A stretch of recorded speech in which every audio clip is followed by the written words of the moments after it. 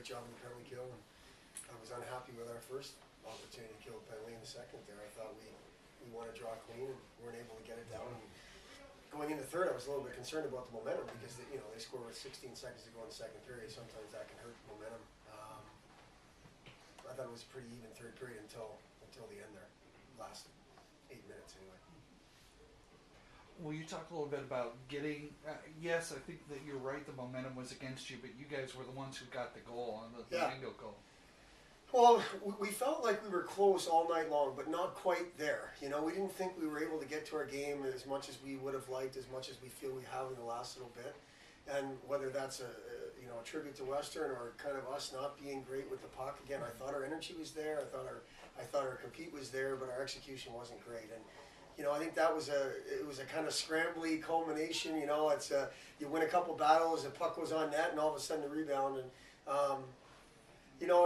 maybe things find a way of working themselves out a little bit. And I think Dajon got rewarded. He was good tonight. He wasn't great, but he wasn't bad. And when you go to the net, sometimes the puck finds you. And I think that's what that play was.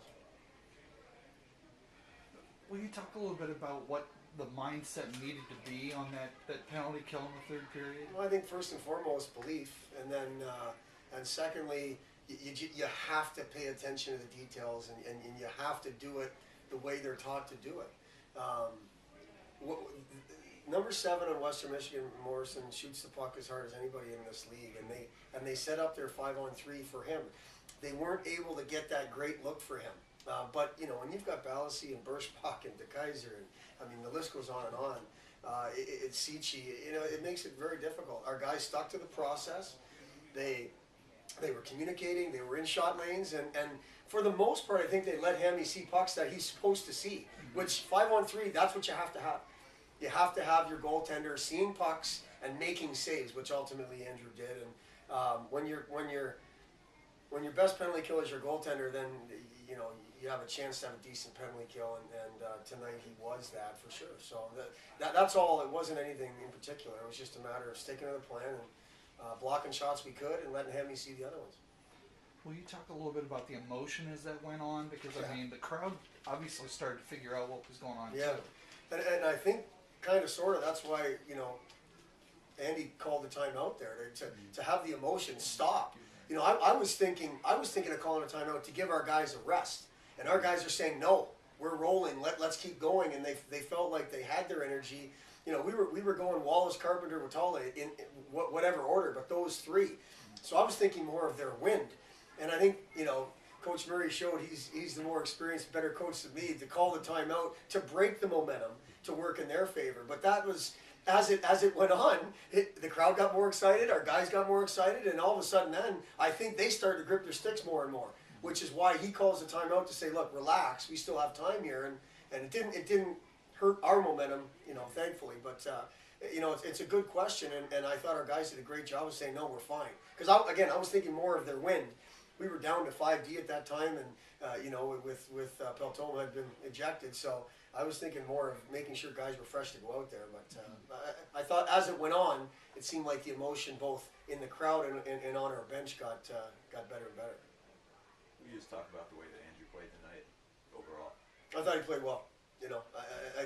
Through 2 periods they had 11 shots, so I don't think it was the Andrew Hammond show, which Western Michigan usually outshoots teams pretty substantially, at least when I watch, their box scores and when we've played them.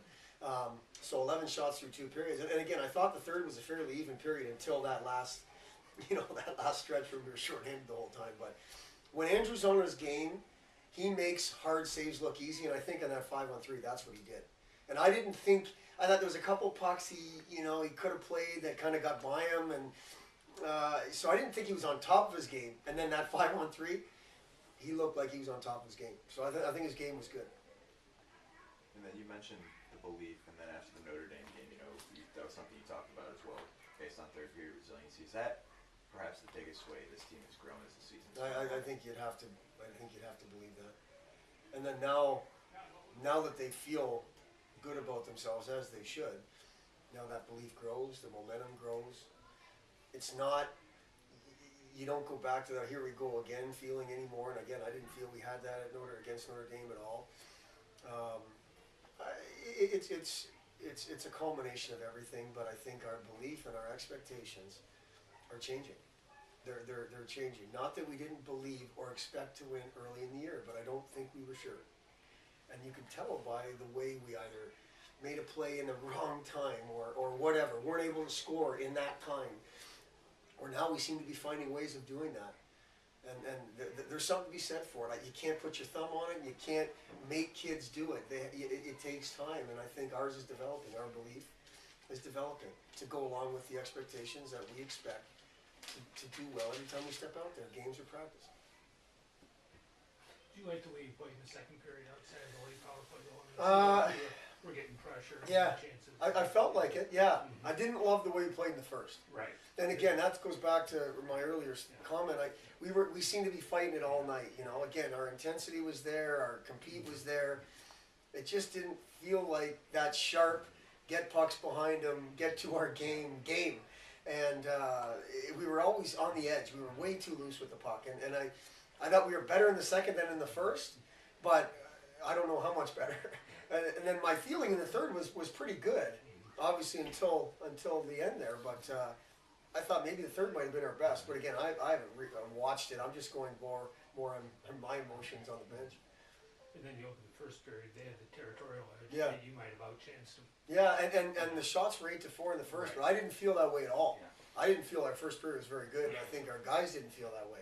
When you look at the one goal they scored in the first, I just it's a bad change, it's a bad this, a bad that, and all of a sudden it's in the net, and Western is as good as anyone in the league exposing you at that time.